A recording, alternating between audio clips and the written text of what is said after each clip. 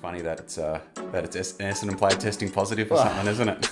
Pull your finger out of your ass. Jeez. This is my first ever football jumper. My three votes, I should say. My three goats. My three votes for Charlie.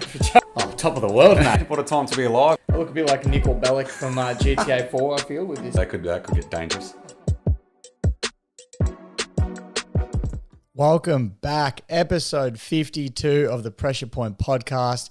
And footy seems back to normal. Richmond back on the winners list. Carlton, not so much. We'll get into that though. And I'm doing the intro today. Something different. Marcus has handballed the reins over. What's your reasoning behind that, Marcus? Just flat, mate. I've carried the team all year, so it's about time I dished it off to someone else. Well, happy to do that, mate. More than happy to do that. I've got the confidence behind me at the moment when Richmond's on the winners board, so more than happy to. All right. Well, this is actually different. Usually I'm like running with it. It feels weird not to start it off, but yeah, obviously a bit flat. I'm a bit flat, but we'll start off with your boys. Well, to be honest with you, I was flat at the start of or midway through the game. We're looking at the scores, 28 points down. I'm thinking, oh, geez. And, you know, we really needed to win this game on the weekend. We couldn't afford to lose. Things are already getting bad. Umpiring decisions in my eyes weren't going our way, and we'll touch on that. But just a lot of things weren't going our way. And then, you know, I don't think it's any surprise that there's a certain player on our team with a number 4 and tattoos all over him that decided, you know what, we're going to win today. Kicks 4 goals, 28 disposals, and single-handedly won us the game. And he just does it again and again and again. He has to be the GOAT. He has to be. He's incredible. He's honestly incredible. And he's not just doing it in a shit team as well. Like, he's doing it in the best team and winning your flags and everything. So that's what separates him from the other great players, is he's doing it in the best team and carrying you guys to finals, grand finals, and premierships. He just does it in the big moments. Yeah. I think out of all the finals we've played recently, I think there was probably one game that he wasn't the main reason we won, and that was, I mentioned it before, that was the 2019 prelim where I think Tom Lynch single-handedly won us that game. But other than that, I think Dusty's pretty much had a say in whether we won or lost all of those games, and he does it in the big moments. And we were talking about it earlier, and you know, you guys go, when it's a close game, surely you don't even stress because Dusty's on the ground. I mean, I still do personally, but it gives you that confidence that you go, he's there, he's going to make sure we win this game. And but the biggest thing for me I was happy with was Daniel Rioli kicking the sealer after the week he had. I tell you what, if he plays like that every week, I'll happily punch him in the face once a week just to get him to play like that. He was, I thought he was unreal. Yeah, it was very good. It was a great moment, wasn't it, for him to kick the winner. But Dusty isn't just kicking goals and getting a lot of touches. He's dislocating goal umpires' shoulders. It's just a lesson, mate. Don't get in his way. I've never seen anything like that before. He just cleaned him up like a steam train. And not just that, for the umpire to actually come off the ground and get replaced. I've never seen a goal umpire be replaced before. Mate, you should have seen the sub waiting, coming up the race. He was sitting there. I could see him. He was doing his prayers. He was singing, "This is my moment. This is my time. I'm coming. Big I'm coming." as well. He was. But I tell you what, the goal umpire though, good on him. He dislocated his shoulder apparently. And he still got up. He waited for them to make the decision and all that before he ran it. And he didn't seem like he was in pain at all when talking to the field umpire when he went to the decision. And I think the best part of that moment was that he obviously ended up being the umpire's call, that decision. Yeah. And as he was coming off the bench and it had just been paid a goal, the whole half of the Marvel Stadium where I was all stood up and applauded him as he ran down the race because they were just so stoked that he paid it a goal because it got us within 3 points. So it wasn't there to get us the lead, but it got us right in the game again. Yeah, no, that's so good. I love it. But yeah, great game of footy. I love that one. It was very enjoyable, and I mean the Giants are definitely back to a good level of footy now, aren't they? They've showed a good run of form. Yeah, absolutely. They had a few outs as well. Everyone's quick to point out that Richmond had some outs, and no doubt we do some really important ones as well. But North Melbourne, I was about to say, but GWS definitely have a few players missing as well. So for the effort they put in as well, they're fantastic. They'll probably be a bit disappointed they blew a 28-point lead to an undermanned Tigers. Absolutely. But they've definitely got some good things going their way, and especially considering where they were at the beginning of the year and what we were all talking about them, the way we were all talking about them, sorry. So, yeah, they'll be pretty happy. Yeah. Jesse Hogan looked good as well. He did. Kicked 4. He had a real good purple patch in that game. Yeah. So, he's looking very good at the moment. He'll be happy he's found some good form. Yeah. When are we listening to your grab from the weekend? Yeah, so I've got a bit of a grab. Is this happening now? Yeah, it's happening now. I'm not proud of it, but so during the game, there were some umpiring decisions that, I mean, I guess when it's close as well, everyone knows how your heart gets when you're a passionate football fan, game is on the line, umpire just decides to pay a decision that probably isn't there. And look, they're going to make mistakes. I'm the first one to always say you can't blame the umpires, but I was blaming the umpires the other day, and there was a bit of footage that I will play. I'm not proud of it, but I'll just play it here for you.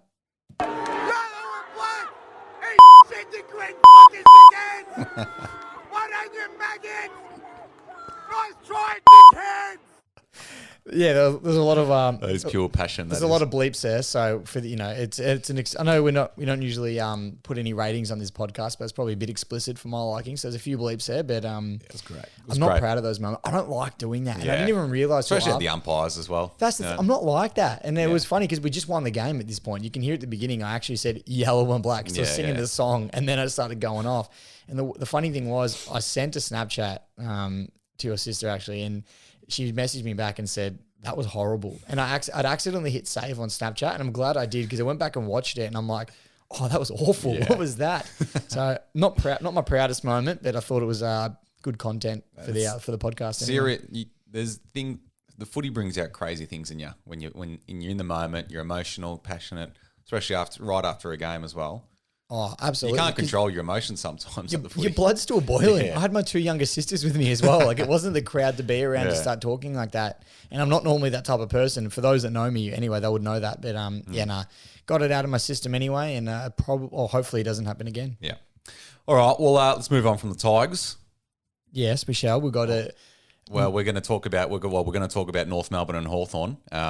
Before we get on to what we're going to talk about, North had their first win. North Melbourne. Unbelievable. I'm not getting sucked into North this. Melbourne.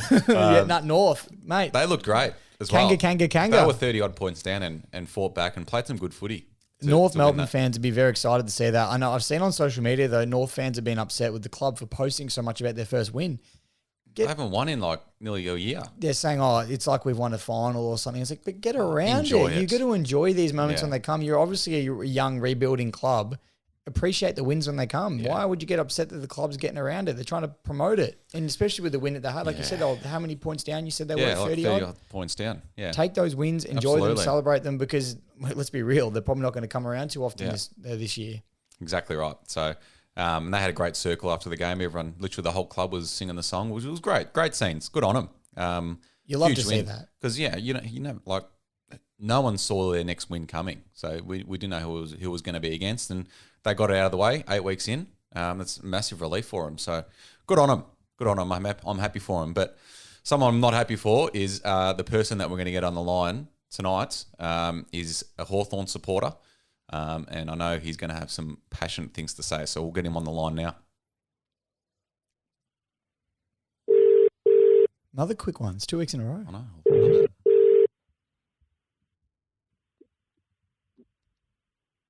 Hello, boys. Benny, how are you, mate? How are you, Benny? Hey, boys, how we doing? I'm good. Oh, mate, you're live on the Pressure Point podcast, and we're just talking about the North Melbourne Hawthorn game from the weekend. So, give us your thoughts on it. I know you're pretty passionate about your Hawks. Yes, I was very frustrated. Actually, it was a tough game to watch, being that we were in front, and then we just let it go. It was quite a disheartening thing to watch. What are your thoughts on the Hawks so far this year? Obviously, you're a young side at the moment, going through, I guess, a rebuild of sorts, if that's what you want to call it. But what are your thoughts on them so far this year? Are they about where you'd expect them to be, or are you expecting a bit more out of them? I expected to at least have 3 wins on the board. The young guys are getting a go, which is great. There's still a few more young blokes that to be given a chance, and given more of a sustained chance. Connor Downey being one of them, and Sid McInnes. They're great guys in the track, and they play hard, but they just haven't got the opportunity yet. Our list is, so-so. There's a few guys that played in our premierships that just don't have it anymore. If you want me to name names, I can. Go for it. Absolutely. Call them out. Liam Shields, Luke Bruce, to name two. There's also a couple of list cloggers. Marcus and I spoke about this last week. Tim O'Brien, and James Cousins. There's another one I just don't understand. They keep giving him shots at it. Maybe even Harry Morrison, who keeps getting a shot but doesn't do anything. It's quite frustrating. Yeah, I can imagine it is. But you've even got you still got some top line players. You still got Tom Mitchell, Jaeger, Chad Wingard, players like that. Do you feel like you're getting enough output from those guys? And are they a big reason why you guys are sort of struggling a bit, or is it just you just an immature team? Is that what it comes down to? I think our on ballers, who are our leaders at the same time, aren't fulfilling the bargain. They're very soft in the midfield. So yes, Tom Mitchell gets a lot of the football, but I've come to the point where I don't think he does anything with it. Jaeger O'Meara looks like he's doing a lot, but doesn't really hurt anybody. And then Chad Wingard. Chad Wingard's good. It's 2 minutes a game. It's not for sustained periods. So he kicked a couple of nice goals, but otherwise, when the game gets tough and it's time to win it, he tends to go missing. So yes, he's good, but it's frustrating. We don't see the effort for 4 quarters. It's obviously hard to put a bad word to his name because of what he's done, but is Alistair Clarkson, in your eyes, is he still the man going forward for such a young side, or do you really think that he probably needs some of that top-end talent, or do you think he can get by with what he's got at the moment? It's just going to be a bit of time. I think that we've got some decent talent in club. I think Clarko will adapt, and which he has done this year. I think he's changed our style a little bit compared to past years, but it just doesn't have mature midfield bodies to go in there apart from the guys I've just mentioned.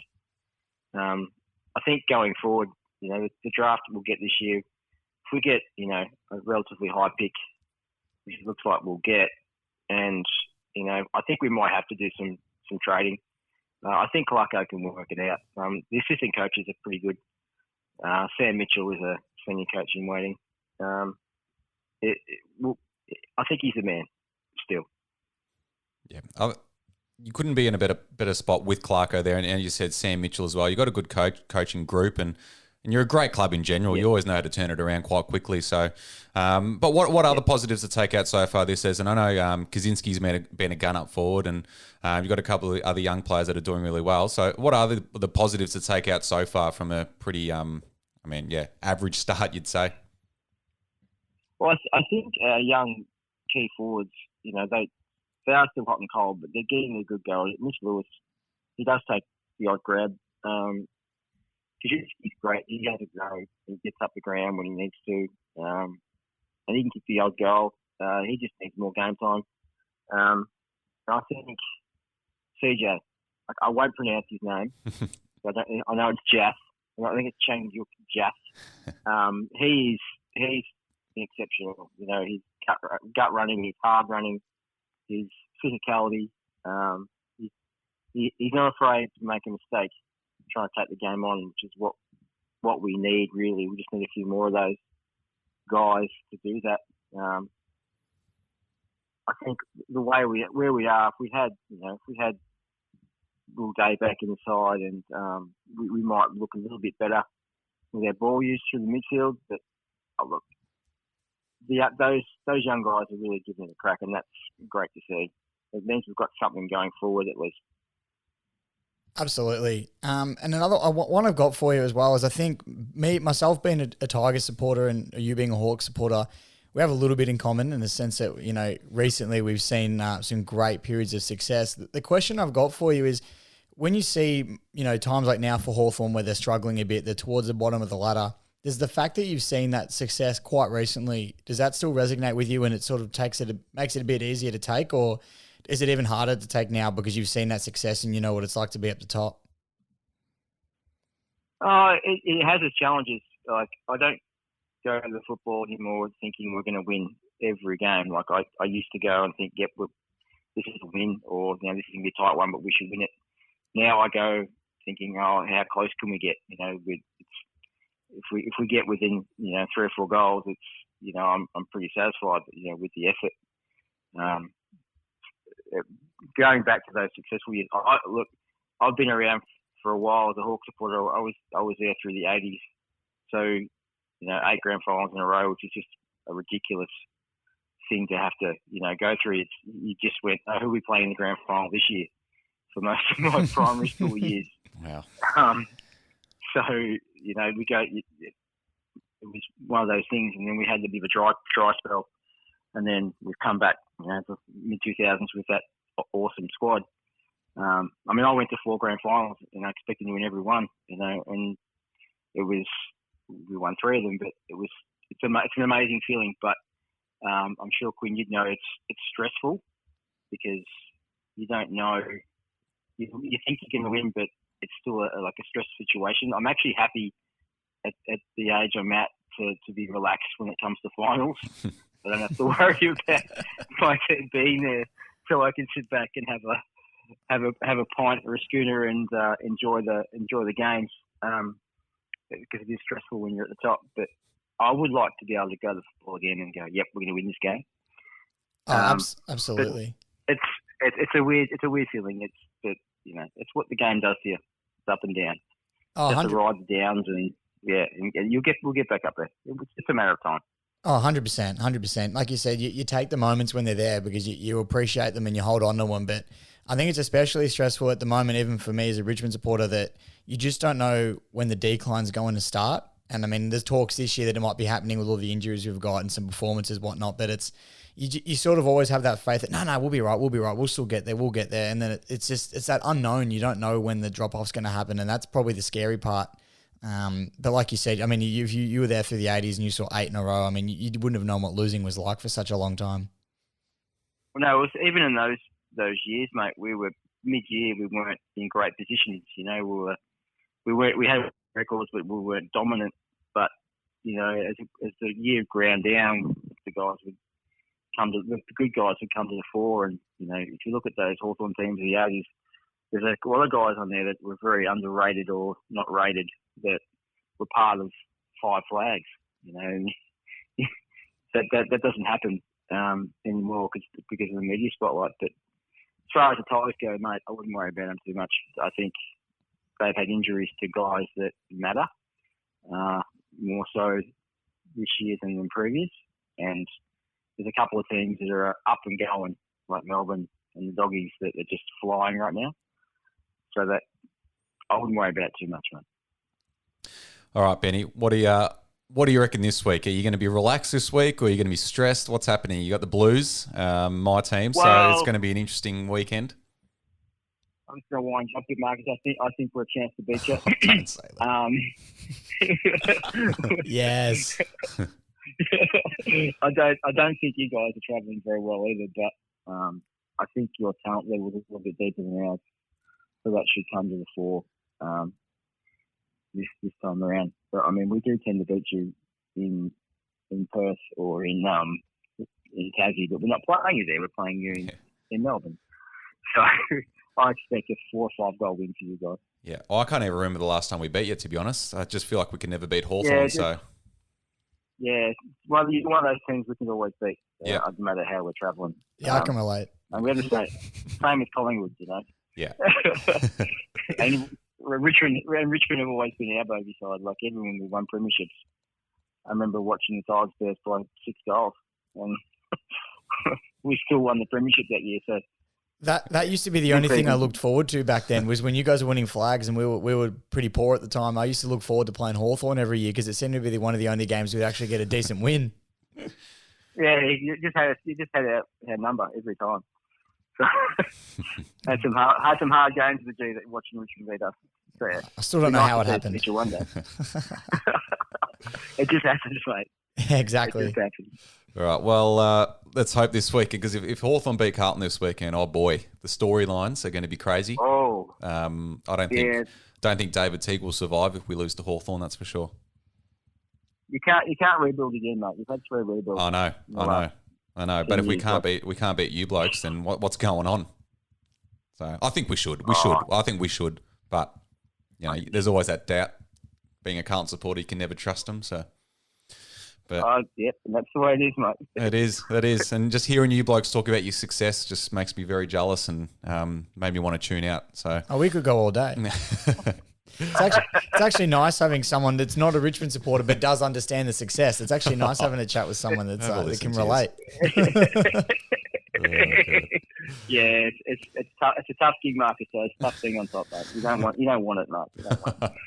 It's funny as well, I mean, we touched on the 1980 premierships and all that as well, and you obviously, you won a fair few there, and you played in a bunch of them, and it was mid last year now, we had Gary Buckenara, and he came on and had a chat about it as well, and just hearing someone that was actually a part of it talk about it, I mean, you think you're jealous of hearing it from another supporter base, but just hearing a player that was actually a part of it, and it's just like, geez, how good would it have been or been there? Yeah, and Bucky was amazing. He was another one of those underrated blokes I was telling you about. Like, he always played well when it was finals. He was always there about. Well, he kicked that famous goal as well that put you into a grand final. Yep. Yeah, I agree with him. He would have kicked it no matter, even without the 15-minute penalty. He would have been nearly 70 metres out. Nah, it wasn't that far. You see how far it went through? Yeah. No, you know what? He probably would have kicked it. He probably would have kicked it as well. We'll never know. Never know. He was confident when he was up and going. He was very confident. He could fly for hangers and kick some pretty awesome goals. So. No, he was a superstar, Gary Buckenara. He was a great player. Underrated, a very underrated player, in my opinion.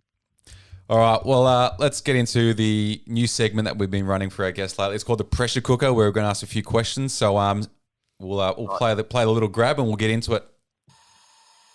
Okay, cool. Great sound effects. All righty, I'll kick us off. If you had to delist one player on your team, who would it be? Tim O'Brien. All right, and on the other token, if you could add one player from any other list, who would it be? Oh, it has to be Dusty. Yeah, it's an easy one. Yeah, that's pretty fair enough. Which team do you love beating the most? Well, Geelong, but I also take the Bombers. Yeah. I think Marcus and I can both relate with the Bombers one. Yeah, both relate to that one. The line in the sand, especially. Ooh. All right, and then the final one. It's the most controversial question on the list. Who's your favourite Pressure Point co-host? I know Marcus fairly well, so I have to say him. Yes. Oh, the scores are tied. We haven't had a beer yet, mate. Until we have a beer and have a laugh, then I really can't. Yeah. Not go with Marcus. You have to join us next time, Quinn. Absolutely. Absolutely. Well, the scores are tied now. Marcus and I are 1-1. We've had a couple of draws and now a 1-1. So it's the game is on. Love it, Benny. Love you, mate. So really appreciate that, and appreciate you coming on as well. We I know you're a passionate Hawks fan, so couldn't think of a better person to get on to talk about the Hawthorn Footy Club and their struggles at the moment. Nah, it's all good, mate. I don't mind. I'll talk about it for winning as well. Start winning again. Yeah, mate. We'll think about you when you start winning. I'm just going to say one thing. My grandmother, who got me onto Hawthorn, recently passed away. Last conversation I had with her, we were talking football, and I said, "Oh, so how are you enjoying the football?" And she said, "Oh, who's that guy that plays for Richmond? Is it Dusty?" I'm like, "Yeah, Dusty." She said, "Oh, Dusty, he's my favourite." I'm like, "He's your favourite player now?" She's like, "Yes, he's my favourite." So Dusty crosses all teams and all age groups, mate. Absolutely, he's an absolutely incredible player. He is. I sometimes I'm lost for words when I'm talking about Dustin Martin. I got to keep myself controlled. Well, it was like us when I used to watch Buddy play for us. That was our, Yeah, very similar. He was our guy, Buddy was unbelievable, and both in the conversation for some of the best players of all time as well. Oh, of course. Thanks, guys. All right, thanks, Benny. We'll talk soon, and thanks again for coming on. No worries, guys. Anytime. Thanks, Cheers, Benny. Speak to you soon, mate. Cheers, guys. What a man! That was great. What a man! It's nice talking success. I just tuned out while you guys were talking like that, and I was like, I don't know what that feels like. I knew some of those questions might go a little bit over your head, but the one I needed to know was, when you start to go downhill, do you take it better because, we've seen it, we've seen where we want to be, or is it harder now because you've had the taste and you don't want to let it go? You asking me, or is this just I was saying, talking to yourself because I wouldn't know? I was saying that's why I asked him because I needed to know those answers. They're Yeah. the ones on my mind the most at the moment, especially with all the talks around the Tigers going down at the moment. So. Yeah, well, there you go. I love it. Yeah, great. Obviously, experience. He went through the 80s as well, so he's seen a lot more than you have, and more than a lot of us have. I think more than anybody ever will. I don't think a team will make 8 grand finals in a row ever again. And then make 4 in a row. 4 in a row, and then there was the one decade. in 08 though. Yeah, and that as well. well. It was 08. They had a couple of years break, so we'll take it easy for a couple of years, and we'll come back strong in 2012. Ridiculous, isn't it? Yeah, they're everyone. If you're sick of Richmond supporters, just remember what Hawthorn supporters were like when they were in 8 in a row. Not that I was there for that, but anyway. All right, let's move on from the Hawkers, and we'll go on to a team that's in pretty hot form, and that's the Brisbane Lions, who did an absolute number on the Gold Coast in the Q Clash, didn't they? Ooh, mate, the biggest clash of the year, the Q Clash. Everyone looks forward to it. They demolished them, 73 points, I think it was in the end. Well, it got to nearly 100 points at one stage as well. So Gold Coast clawed it back a little bit. Yeah, look a bit more respectable. Few junk time goals in the last quarter, but it was like 80 points or close to 100 at one stage. So crazy. Geez, nuts. What are your thoughts on the Suns? Where are they going? I don't know. We had so much high hopes from early in the year, and even late last year, we thought these guys will be all right next year, and they just really haven't given us much. I don't know. I feel like if it was a Victorian team doing this, they'd be in a lot more. They'd have a lot more attention on them. But Absolutely. I mean, you might not like this, but I'd put them in a similar boat to Carlton in the sense that both were expected to make big jumps this year. Yeah. And Carlton at the moment haven't, and the Suns haven't, but because Carlton's Victorian, you guys have copped all the media flack from it. Oh, it's because of the fans and everything like that. They just don't have a lot of spotlight on the Gold Coast Suns. But yeah, I don't know. I don't know what they're doing because, I mean, does Stewie Jew need to start coming under some sort of heat? Because he's been there a few years now, and I mean they've improved. They've definitely improved since he got there, but they've just sort of plateaued over the last couple of years. I guess it just depends what the club's goals are from the inside. I mean, obviously everyone's goals are to play finals and this and that, but it depends how rapidly they expected to improve. Yeah. Maybe he's still within that timeline that they gave him, and they're like, no, we'll give him more time. I like Stewie G. From what I've seen from the AFL doco that came out on Amazon, he looks like the right guy. I was about to say the good guy. He looks like the right guy for the job. Whether he is or not, I'm not sure. Is it the talent, the coaching staff? Hard to say. I mean, a win like this is probably an outlier. They're not getting done like this every week, so that's not the biggest issue. Biggest issue is they just haven't really played as well as they would have liked to so far this year. Yeah. I'm not writing them off in the sense that I think they're going to be garbage again for the next 10 years. I just really have no idea where I see them. They are still pretty young. But yeah, they you got to make that. Like, I don't think they're going to. They won't push for finals, and that's probably what everyone thought. They'd push for finals, maybe finish like around 9th, 10th, but can't see that happening. Which is a failed season. Yeah, they won't push for finals this year. No. Yeah. No. Well, a team that is. Jeez, segues are back. The Dogs. They're legit, aren't they? Doggies, bark, bark, bark. Doggies, bark, doggies, bark. Doggies, bark, bark, bark. Well, Bev certainly thinks so, that's for sure. Thanks for that, Bev. Thanks for coming on. Paid for his cameo. They are flying. Mate, to go over to Port Adelaide and beat them by 19 points is a very, very impressive win. Because Port were the clear favourites of this game. They always are when you play them over there. And to go over there and have that big win, that's a big scalp for the Western Bulldogs. Yeah, huge. There's even been a bit of chat about Port being like they just beat up on the smaller teams or the bottom 10 teams when they can't do it against the top dogs. Well, who knows? Pardon the pun. That was clever. I like it was that. clever, That was clever, but I didn't mean it, and I won't take credit for it. So there's a bit of that about them at the moment, but still a great win nonetheless for the Doggies. Oh, absolutely.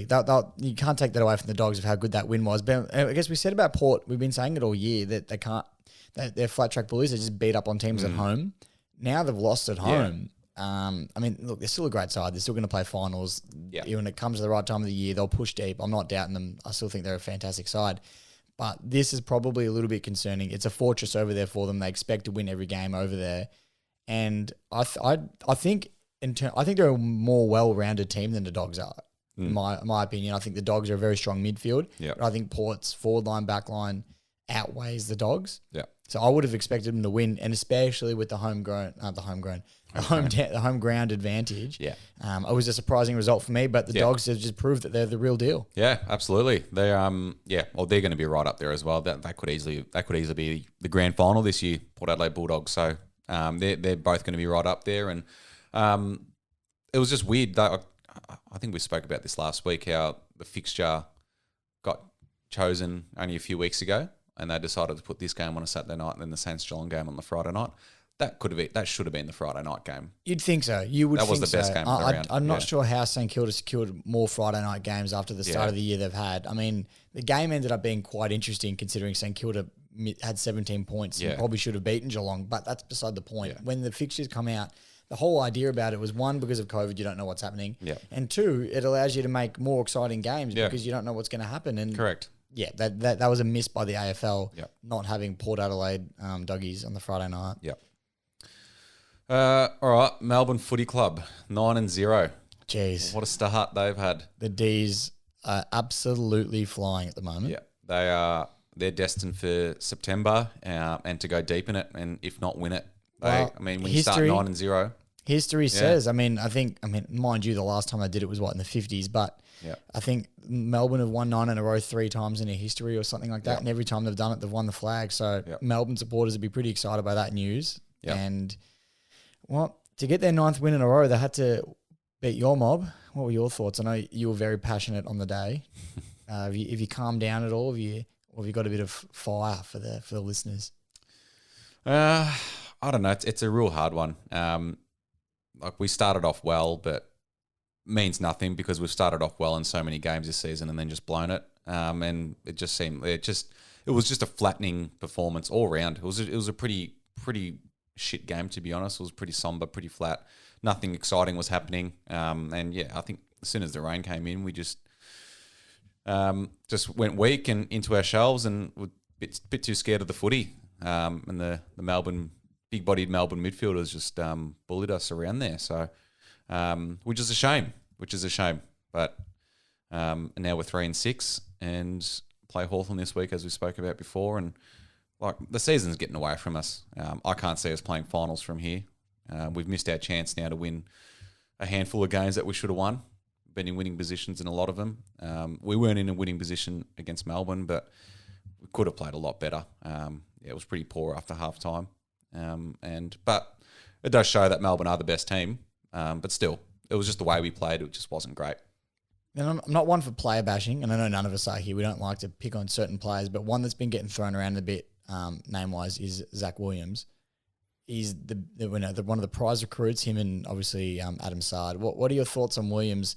Obviously, he wasn't great on the weekend. Do you think he's just finding his groove? I mean, I know he's not a young player. He should have his groove already, but what do you think it is with Williams? You should have your groove when you're getting paid all that money and coming on a 6-year contract. But we got him to play him in the midfield. He's like, I want to be a midfielder, and we wanted him to be a midfielder. Now have we given up on that already? Well, I mean, he played at half back yesterday, or in the back pocket. He was taking the kick-ins. I was about to say, I know, he played in the back line yesterday, and wasn't it last week? I think they had him in the midfield, back line, and forward line. They had him everywhere. So I think it's just a bit of an unknown with Zach Williams where he's going to be playing. And I just don't think he's up to it to play in midfield. I don't think he's fit enough. His body's not right. I just don't think he just can't handle the midfield minutes. When knowing what you know now, where would you want to consistently see him play? Well, he didn't light it up in the back line either yesterday. So was that because the back line was getting hammered a bit? I mean, on a losing day, it sometimes is tough for backmen to shine. Or did he just not take opportunities? Sam Doherty was our best player, and he played at half back and was brilliant. Okay, so there's something going on there. Yeah, I just don't. I think his body's cooked. He's got an injury and he's just playing through it. And I just don't think he's fit enough to play in the midfield at the moment. So simple as that. I don't know. Do we need to be more patient with him? Maybe, but we didn't get him to be patient, did we? But we got him for the now. But do you drop him? Is that what you're insinuating? I mean, I would. But I don't know if Teague. I don't think Teague has the ball. I don't think Teague's ruthless enough to make these calls. I mean, he's played Casbolt every single game this year, and what's he done? Yeah, a lot of people have been pretty upset about the Casbolt getting a game every week. It baffles me, and this is why we're 3-6 and in this position, just because we're carrying players like that. I mean, you can probably afford to carry Cripps because we know what Cripps is going to give every week. But when it's players like Casbolt, we've seen a sample size now. He's done absolutely nothing for 9 rounds. Williams, the same. He's probably played half the games because he's been injured, and they've actually taken him out of the team. But yeah, I mean that's another issue. But I don't watch Carlton closely enough, so I'm going to ask this question with Casbolt because I know at the moment especially, but there's a lot of people that talk about, as soon as a forward starts being in bad form, this, that. Like at the moment, my own man, Tommy Lynch, isn't in the best form. He's copping it a fair bit. He's not the key forward you'd probably expect him to be, but I notice it with the way Richmond's set up and all the rest of it. He plays a different sort of role where he focuses more on bringing the ball to ground and doing other little things other than kicking goals. Is Casbolt doing these other things that maybe he's going unnoticed, or do you think he's just giving literally nothing at this stage and probably needs to sit out? He's the backup ruckman. That's the only reason why he's there. And he's injured as well, which doesn't help. He's clumsy enough. So now he's got a bung knee and he's still playing. So you've got De Koning on the sidelines. As soon as De Koning comes in, I don't think Casbolt will play ever again. Isn't he fit, De Koning? He's fit now. They didn't play him yesterday. Our VFL team had the bye, which wasn't great timing. No, not ideal. You'd want to give him at least, if you're going to not play him in the AFL, you'd want to give him another game at least. So I think he has to come in next week. But yeah, once he comes in, you'd think Casbolt comes out, and then that could be him done. I don't think he'll play another game. Well, only time will tell, as they say. We'll see. So I think that's the issue with Carlton. We're carrying too many injured and out of form players at the moment, and it shows. It shows on our win-loss, and it shows on the ladder. Well, time will tell. We'll see how we go going forward. Lose to Hawthorn this week. Oh, boy. Oh, jeez. I'm scared. Yeah, me I'm too. scared. There'll be an outrage. And speaking of outrages, I was quite outraged by this. Popped up in the news the other day. I know Collingwood have copped it. They've been through the ringer. But Jordan De Goey sticking his fingers up Isaac Quainer's clacker on the weekend. And nothing happened. He got off. It was hardly spoken about in the media. It got brought up a couple of times maybe. And that was it. No questions of racism, no questions of how inappropriate it is. If this was Nick Flosson again, like happened last year with Marbiol Chol, I mean, the internet broke. The football world was in an uproar, and the Richmond Football Club was racist because they know that someone stuck a finger up Marbiol Chol's bum. Not literally, for those that didn't get the reference, but yeah, I know. How is what De Goey's done any different, and why is the reaction so? I mean, look, I thought it was a blow up last time. I didn't think. Yeah. I thought what's happened with De Goey should have been what happened last time. But why is it different now when De Goey does it than what it was last year when Richmond players did it? Yeah, I know. I was going to say, why are you being so passionate? But now I understand why you're kicking up a fuss about it. It's I don't care that he's done it. It's the double standards of it, isn't it? Oh, exactly right. I mean, I know it's been... Because last time they brought it up, they go, it's a racism thing. Yeah. Richmond didn't do it to any other players. Even though there was footage, mind you, of them doing it to other players, but they decided to not use that footage in the media. Now, De Goey's done it to Quainer, and obviously they could pull the racism card here again. They've brought it up. It's been slightly mentioned, but nothing's really come from it. And I'm glad nothing has because, it's just a couple of mates having fun. What it is. If you don't like it, you can, say something. But I think it's just a couple of mates having fun. And for me, it was upsetting because it's like, how come last year was such a big blow up and everyone was all in an uproar and now no one cares? Yeah, I know. It's bizarre. I wish it wasn't an issue. I wish it never got brought up, any of this sort of stuff. It's a tough topic to talk about because there are some people that might get a bit funny with it. But personally, obviously I can speak on behalf of you as well. I don't have a problem with it at all. That's just footy. We both play footy. Well, I used to, and you currently play, and that just happens. It's just part of it. It's not there to harass anyone or anything. There's no malice. Doesn't come from a bad place or anything. It's just the culture of being a part of a footy club, and it's been like that for years. Yeah, look, which it can be a good and a bad thing depending on how you look at it. I mean, some people are going to be uncomfortable by that sort of stuff, and that's fine. But I think you can't just assume that they're uncomfortable with it. That's exactly right. If the player came out and said, I've told them to stop, and they keep doing it, different story. Then berate them. But look, in my eyes, they're mates. They're together every day. I'm sure if this was happening and he didn't like it, especially in today's day and age where it's more acceptable and more encouraged than ever to speak up when you're not comfortable with something. I'm sure it would be said, so I don't think it needs to be said. Although something I do think needs to be said. Now Jordan De Goey has been putting fingers up bums. Can we start calling him Jordan DePooey? You can if you want. Had to get some sort of audience laughing at that one. I've loved it. Jordan DePooey. Really loving that, aren't you? Yeah, you can run with it if you want. Jeez, the love track's still going. That's a bit. I got to shorten that audio track. Carry it on, didn't it? A little bit. Well, Moving on. Let's move on to the round 10 games and get them previewed. And it all starts Friday night. Richmond on Friday night again. It's Brisbane and Richmond at the Gabba. Boys, we're back. This is going to be a huge, huge match. The qualifying final rematch. It is. Disappointingly, I don't see Dusty kicking 6 and winning the game off his own boot again this time around. But big match, obviously. Richmond we still need these wins because we've lost too many, and we need to get these wins while some of our players are injured because we can't wait for them all to come back. It'll probably be too little too late at that point. In saying that, though, Brisbane are flying at the moment. We've got them at the Gabba. Everything's pointing towards a Brisbane win. All I can ask for is that our young guys that I think have been playing really well, like Riley Collier-Dawkins, Hugo Ralph-Smith came in on the weekend. I thought did a great job. Pat Naish played his first full game in a long time, and I thought he was fantastic as well. These young guys keep playing some good footy. I'll be really impressed by that, but I don't see us getting over the line. Yeah, especially in the form that Brisbane is in at the moment and at the Gabba. It's be a tough ask. But big time. But these are the sort of games Richmond love getting up for, though, isn't it? Well, in saying that, we beat I know it was a different story, but we beat the Bulldogs the other week, and we really weren't expected to with some of the injuries we had, and they hadn't lost a game yet. So, I mean, we're every chance in the sense that it's a Richmond thing to do, but being a realist and, looking at it realistically, I don't see it happening. Yeah, especially with the players you got out.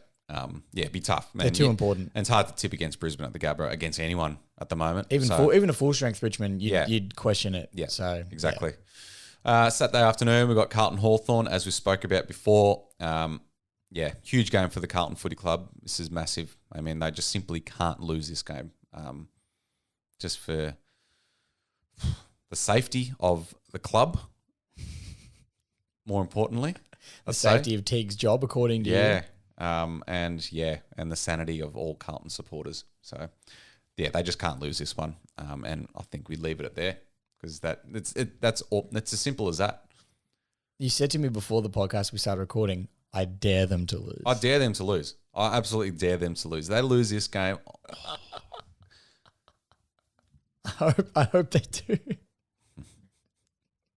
I want to see your reaction. I do and I don't want to see your reaction. I'm partly scared, partly excited to see what happens if they did lose. But I don't think they will. I think Carlton will win this one. Yeah. You do tend to get over the line against these the bottom clubs, which you're expected to. So, I mean, you can only win what's put in with what's put in front of you, and I think you will. So we should. Geelong and Gold Coast at GMHBA. I think Geelong pretty easily there. Yeah. They're starting to hit some form as well. Pretty hard to mount a case there up at GMHBA, the Alphabet Stadium, which, funny enough, I'll actually be visiting on a Thursday night for the VFL clash between Coburg and Geelong Footy Club. That's right. And it's also the Foxtel game as well. It is. So it's the first Coburg game that's ever been broadcasted to national TV. So that'll be exciting. That's awesome. Yes, that's very exciting. So I've never been to GMHBA before, so I'm pretty excited to go down and check it out. Yeah. And, maybe dig a few divots in the ground. Hopefully Selwood trips over a couple of them on the game, but we'll see how we go. We've got Adelaide and Melbourne at the Adelaide Oval after that game. Geez, you'd love to see the Crompool one out here, wouldn't you? Geez, they're all getting excited, the D's fans, about being 10-0. Imagine they lose to Adelaide and they just ruin it. That'd be fantastic. What in saying that, they played North and North gave Melbourne a good run. Yeah. So it's just any man on their day. Any man on their day. Right. You look, on paper, Melbourne wins this game. I'm going to go for an outlier and tip the Crom.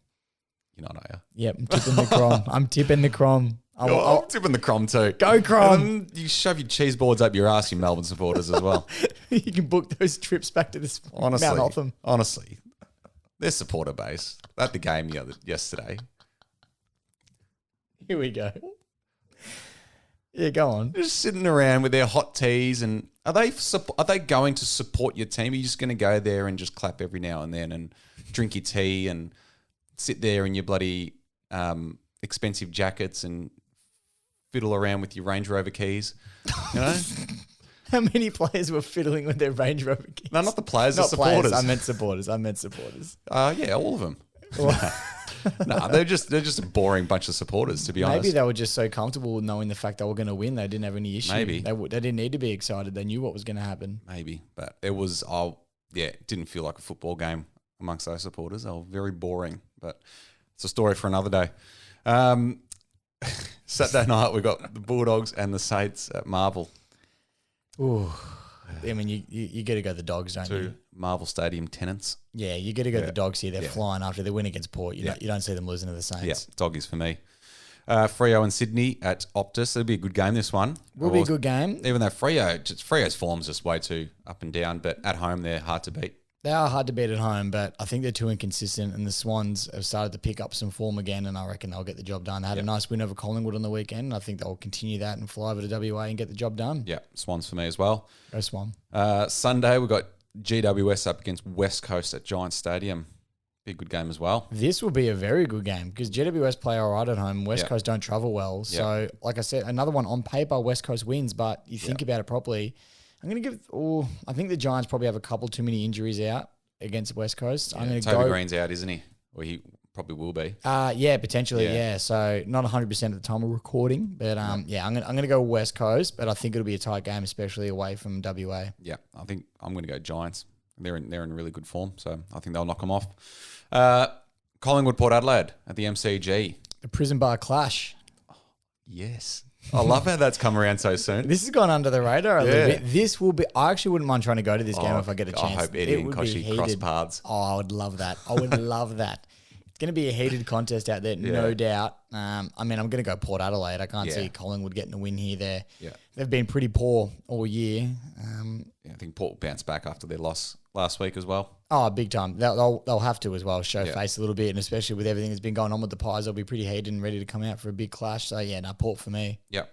And then the final game of the round, we've got Essendon and North Melbourne at Marvel. North? Nah. Essendon have been in good form. Essendon have been in good form. We don't like to admit it here, but Essendon have been in good form. I don't see them losing to North Melbourne, although maybe a bit of confidence can boost North. Who knows? But I'm going Essendon. Going Essendon, but supporting North. Yes. Yeah, that's a fair statement. Fair statement. All right. Well, that is round 10. Big games to look forward to this week, which is going to be another exciting round, and can't wait for the fallout next podcast. It's going to be plenty of stories after that. Can we thank our sponsors? We can. So we'll start off as per usual with Millie and Ma. So I want to thank them. Beautifully handmade Australian curated gift boxes. So how did we go? We mentioned the Mother's Day draw. Yeah, we did. That all went well. We mentioned the Mother's Day draw. We had our winner, Jamie Kelly. So I appreciate everyone joining in there and trying to get your hands on a box. But obviously jump on the website. You can still get plenty of beautiful boxes made no matter the occasion. So jump on board there if you can. And who's our other sponsor, Marcus? Then we've got Retrojet Prints. Go Ends. Woo! And speaking of, we got some prints going to be coming out online. Some examples of some of the work that Ends does. He's made some stuff up for us at the Pressure Point Podcast. We've got some lovely works coming out soon. So stay tuned to our social media accounts to see those. And don't say that name quick, because you'll butcher it like I just did then. Make sure you take your time. Retrojet Prints. Retrojet Prints. Go Ends. Woo!